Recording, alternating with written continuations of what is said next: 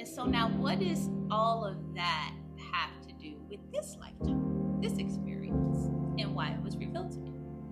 And so they said, in this, just as you are closing karmic connections, D is trying to redeem himself. He is paying back, or at least attempting to pay back his karmic debts. However, for him, the cycles are continuing to repeat.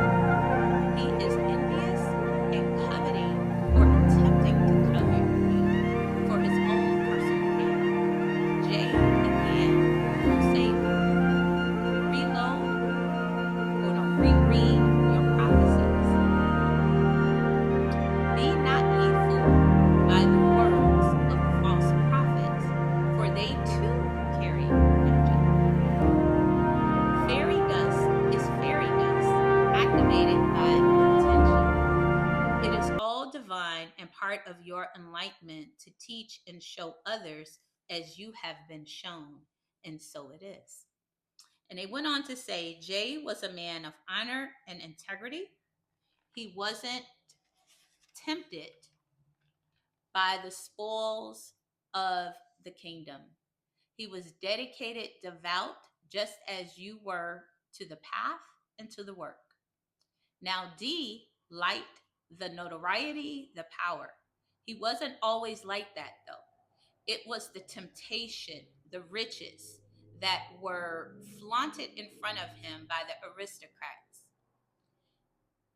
He and yes, and oh, and yes, the woman. Yeah, because he was a bit of a womanizer at one time.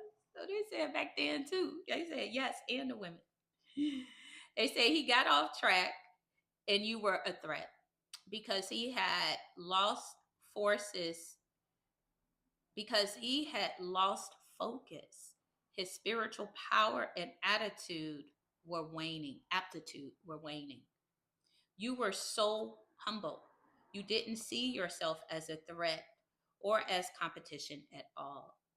Sweet little compassionate one. You didn't deserve that, nor did Jay. That's why he wanted to protect you. So, yeah. So, to make the connection like back to this lifetime, again,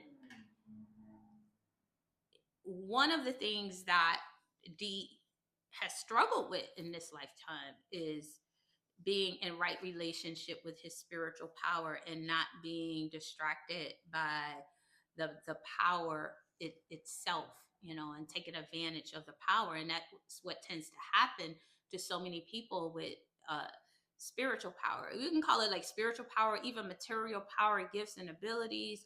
And especially during those times, the people who were revered the most were the holy people, were the people who ran the temples. It's sort of like the athletes today. They were like the athletes today, those who everybody revered, and they got money and they got notoriety, and they had power.